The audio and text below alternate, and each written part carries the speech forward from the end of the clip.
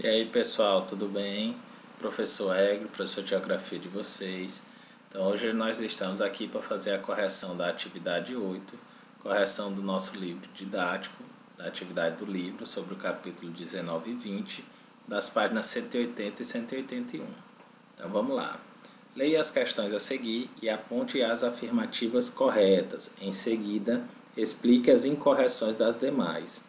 Então, letra A, fala do sertão. Quais são as afirmativas sobre o sertão? Deixa eu colocar logo todas aqui.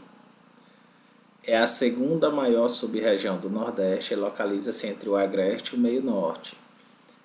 Está errado, por quê? Ela não é a segunda maior sub-região, ela é a maior sub-região do Nordeste. E realmente localiza-se entre o Agreste e o Meio-Norte. Mas ela é a maior sub-região, por isso está errado. 2. É a sub-região do Nordeste cortada pelo Rio São Francisco, ok, que no período de longas estiagens torna-se um rio temporário, ou seja, seca. Está errado. O Rio São Francisco ele é um rio perene, que significa que nunca seca, certo? Então a afirmativa 2 está errada. 3. É a sub-região mais extensa do Nordeste e caracteriza-se pelo predomínio do clima semiárido, com a ocorrência de algumas áreas úmidas. Essa afirmativa está correta. Então, a afirmativa 3 é a afirmativa correta da letra A. Vamos aqui para a letra B. Sobre o meio-norte. É uma zona de transição entre o sertão e a Amazônia com predomínio de clima tropical. Correto. Certo? Zona de transição e predomínio de clima tropical. Então, a afirmativa 1 está correta. Tem São Luís como a cidade mais populosa da região, que se localiza no delta do rio Parnaíba. Está errado. O delta do rio Parnaíba se localiza na cidade de Parnaíba, no Piauí, não em São Luís. Então a afirmativa 2 está errada. Terá sua produção agropecuária ampliada com a conclusão da construção da ferrovia Norte-Sul.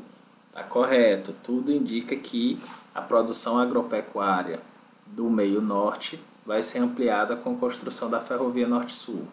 É uma zona de transição entre o sertão e a Amazônia, com apenas dois tipos de vegetação, mata dos cocais e cerrado.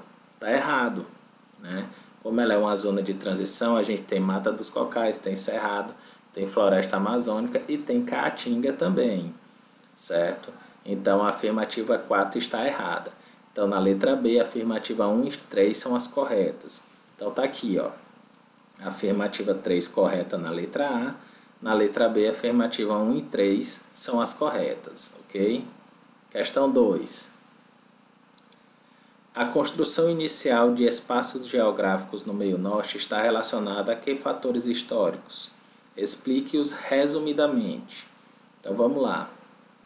A fundação da cidade de São Luís em 1612 pelos franceses e sua expulsão pelos portugueses e luso-brasileiros, o plantio de cana-de-açúcar e a produção de açúcar nas suas imediações pelos colonos portugueses, o povoamento inicial do Piauí realizado do interior para o litoral pelos vaqueiros vindos dos currais do Rio São Francisco, as expedições de apressamento de índios que favoreceram o surgimento de povoados e os aldeamentos indígenas promovidos por congregações religiosas. Então, todos esses fatores foram fundamentais para a ocupação do meio-norte, né, do Nordeste, certo? 3. Podemos afirmar que a seca que ocorre de tempos em tempos no Nordeste é a única causa das migrações internas dessa região do Brasil para as demais? Podemos afirmar isso, pessoal? Não, viu? Não podemos afirmar isso. A seca no Nordeste contribui para as migrações dessa região para as demais do Brasil, mas não é a única causa. A condição de pobreza em que vive uma parcela de sua população e a falta de oportunidade de emprego são as principais causas das migrações da população do Nordeste para as demais regiões do Brasil. Quinta questão. Apesar de a região Nordeste ter apresentado nos últimos anos razoável desenvolvimento econômico, com inclusão social, apresenta ainda muitos problemas sociais. No passado, a situação foi muito pior e dramática. Observe o retrato Retirantes, de 1944 do pintor brasileiro Cândido Torquato Portinari e responda as questões.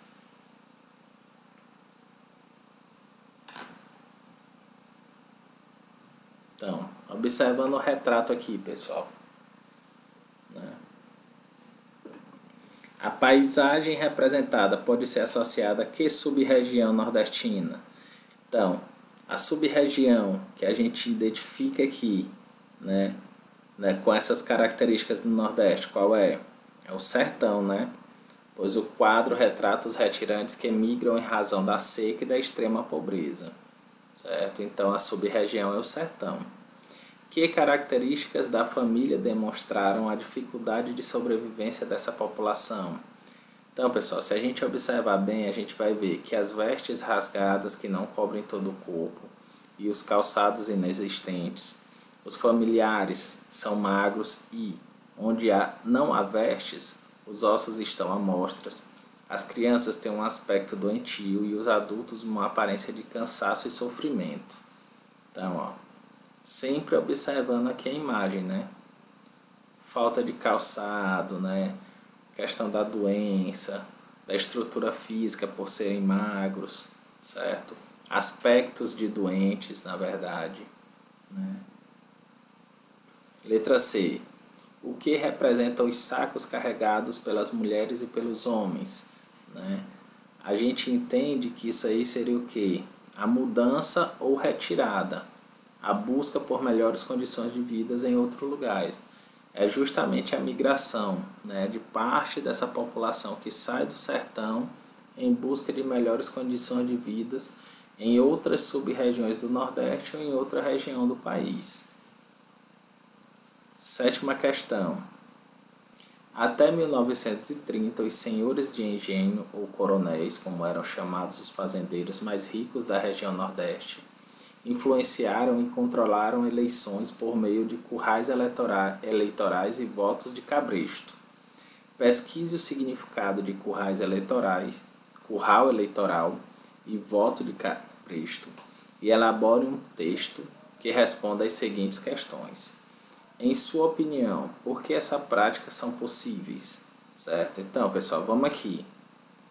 O que é curral eleitoral e o que é voto de cabresto? Curral eleitoral é a localidade onde o chefe político tem muita influência sobre os eleitores, angariando os seus votos por meio de festas, premiações e rígida vigilância dos cabos eleitorais. O voto de cabresto é aquele em que o eleitor, influenciado por um chefe político ou cabo eleitoral, vota sem saber exatamente em quem vota ou por que vota. É quando o eleitor é obrigado a votar em alguém sem ter o conhecimento necessário se realmente aquela pessoa é quem ele queria votar ou que vai fazer as melhorias necessárias na sua região. Então, esse é o chamado de voto de cabresto, certo, pessoal? Então, ele pede, na sua opinião, é uma pergunta pessoal, por que essas práticas são possíveis, Porque ainda muitas pessoas dependem, tanto desses coronéis, esses chefes das regiões, para se manter ou para ter uma condição melhor de vida, certo? Letra B. Há alguma relação entre os coronéis e a indústria da seca e os fluxos migratórios do Nordeste para outras regiões, principalmente entre 1940 e 1990? Então, o controle oligárquico sobre a população e o desvio de verbas federais que poderiam amenizar o problema da região, chamada indústria da seca, beneficiam uma minoria em detrimento da maioria. A partir da década de 90, ocorreu um movimento de retorno da região nordestina motivado pelo crescimento econômico da região Nordeste e pelos programas de transferência de renda. Então, pessoal, de 1940 a 1990, a população do Nordeste ela saía, ela migrava para outras regiões por causa dos problemas, principalmente ligados, né, ao clima, à indústria da seca, essa imposição, né, das pessoas que comandavam a região. Só que a partir de 1990 ocorre o que a gente chama movimento de retorno, onde, né, os nordestinos, a migração nordestina começa a voltar, as pessoas começam a voltar para a região nordeste, por causa da melhoria econômica da região e de programas de transferência de renda, principalmente, né, que a gente conhece o mais comum, o Bolsa Família, né, que alavancou um pouco, melhorou um pouco essa situação dos mais pobres na região Nordeste, certo? Então, pessoal, por hoje é só. A gente encerra a correção da nossa atividade aqui e aí na próxima aula a gente continua, tá bom? Até a próxima aula.